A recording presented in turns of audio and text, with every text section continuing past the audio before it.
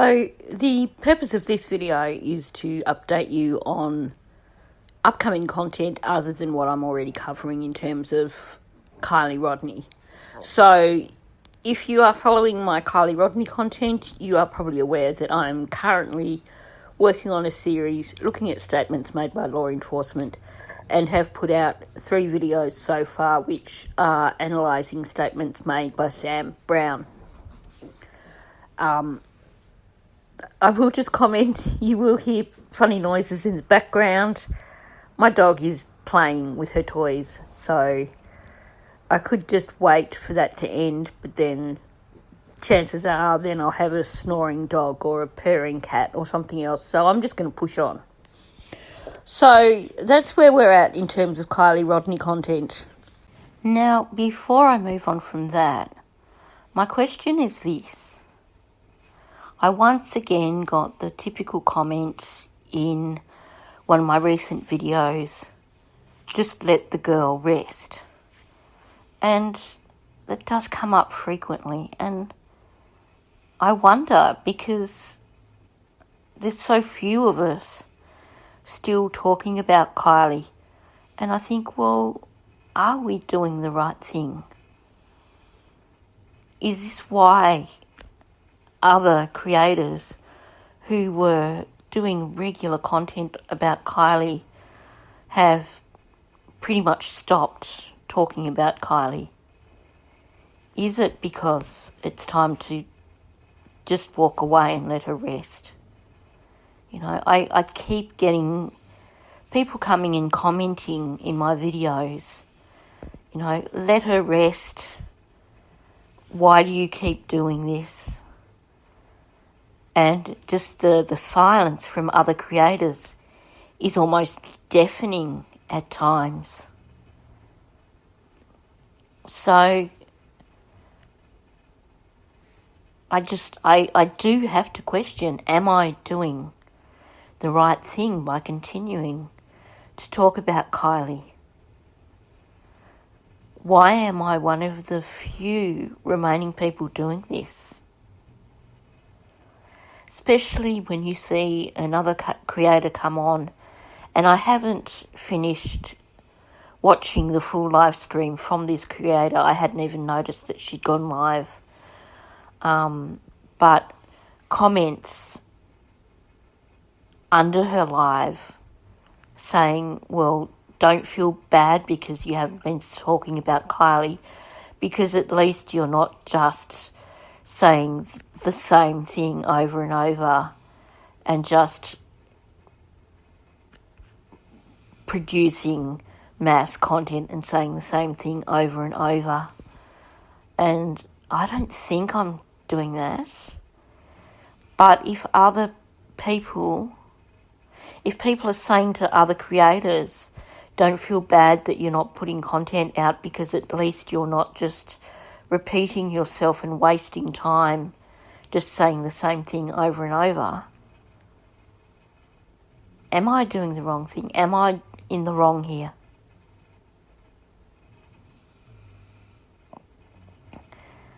I really don't know.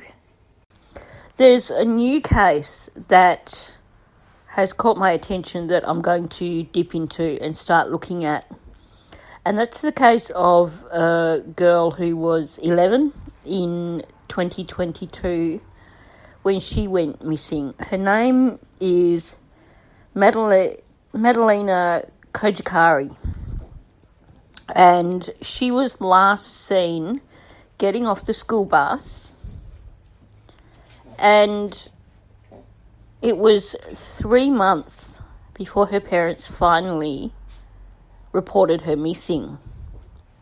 It's a really fascinating case, and there is something really seriously wrong in terms of what's going on with her parents, why they didn't report her, and, well, yeah, it's interesting. It's complicated, and I'm still working on the research side of it, trying to get my head around it, because it is a little bit mind-blowing.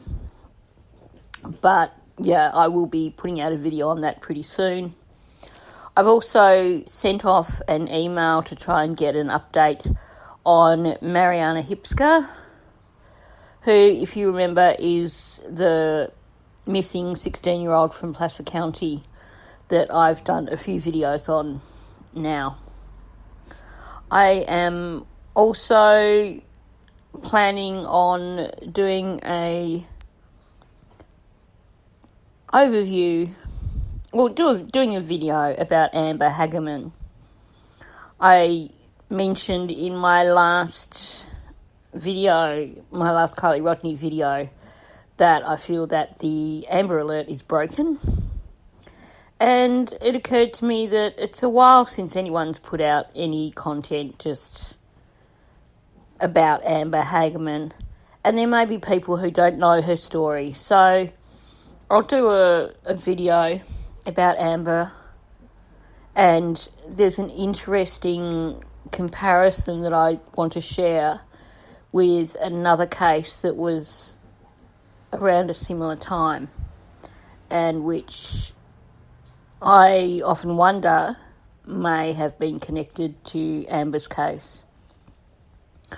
I also have another case which I did look at briefly well over a year ago, which is a cold case in Iowa from 1972. And the reason this case is interesting is that it was another case where the person who was responsible for the death of the child, Valerie Peterson, he basically had been at the pub, he'd been drinking, and with his mates in his truck, he basically ran into Valerie while she was riding her bike along the road and killed her. And the whole town knew exactly who was responsible. But because he came from a wealthy, influential family, the case has never, ever been solved. There's never been charges laid. So, to me, that reminds me a lot of what's going on in the Kylie Rodney case. Let's hope that it's not 50 years before something comes out with her case. But that's a case that I discovered a few years ago and that I'm determined to somehow bring to light. It's a case that's been almost completely forgotten, and it makes me feel sad that this little girl died over 50 years ago, and because the person who was responsible for her death had an influential family, she's been all but forgotten. Now, I am interested to know if people are interested in me just trying to put out some solid facts with regards to the Delphi case. It's a case that's very, very close to my heart. I followed it from very, very early days, not long after the girls first were found. And I've certainly watched and read a lot of content about it. And the thing that concerns me is some of the bullcrap that's coming out, and the fact that there are people who have started looking at the case since Richard Allen was arrested and have taken on board a lot of the crap that's been put out since Allen's arrest, which to me seems to be basically aimed more at trying to convince people of his innocence, whether or not he is. So I am tempted to jump in and start trying to just provide a little bit of sanity there in terms of that case. And I know that, you know, when it comes to the point where Richard Allen goes to trial, then I know that I'll definitely be wanting to talk about it then. Now, the other update is in terms of the Samantha Murphy case. So for those of you who have been following it, or for those of you who might not know the case, I guess for starters, Samantha Murphy it's an Australian case from Ballarat, so it's only an hour and a half from where I live. She went jogging in early February and went missing. She still hasn't been found, but there is a 22-year-old man by the name of Patrick Stevenson who has been charged for her death, and he will be appearing in Ballarat Magistrates Court on the 8th of August, so only a few weeks away now. And I had originally contemplated driving to Ballarat for that.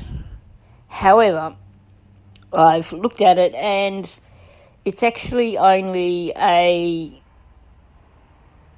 mention or a committal mention, I think. Either way, it's not a great deal that's going to happen on that particular day. So for me to drive an hour and a half, especially having to leave early in the morning and drive over potentially icy roads for what would probably be a 20-minute session is, not on the cards. Not going to happen. I am, however, registered to receive updates on that case through the court, so I may be able to continue with updates as they are provided to me. And there is a video link also, apparently, which I may be able to access. The confusion there is that he is appearing that morning also on driving under the influence charges, which are unrelated to Samantha's death. One of those appearances is not going to be televised, one is. So I'm not sure. I'm hoping that I am actually going to be able to access the right case, because in terms of the driving under the influence, that is just for mention. So that's it. Going to be even less time than the committal. That's probably only going to be about 5 minutes of basically saying, these are the charges against you, what do you plead? And then that'll be basically where it goes from there. So they're the upcoming things that I'm working on in the background, in addition to Kylie's case. And I would like to give you a timeline on them, but like I said, the main thing I'm working on at the moment is the Madalina Kojakari case, and that's really complicated. And I want to be able to explain it properly when I do first start to cover it. So I need to be able to get my head around it pretty well as well. So that's where it's at. Leave comments below if there's any other cases that you are particularly interested in. Some of these cases obviously are going to be very brief mentions, only, a single video. So if there are other cases that you are interested in me digging into, do leave a comment below and let me know. Obviously, I will be talking about Madeline Soto if there are any updates there with her case as well. So there's actually quite a bit there going on top of Kylie's case, I guess. Let's just take it from here. So thanks for listening. You know the deal. If you're not subscribed, please hit the subscribe button, hit the like button, and leave me a comment below.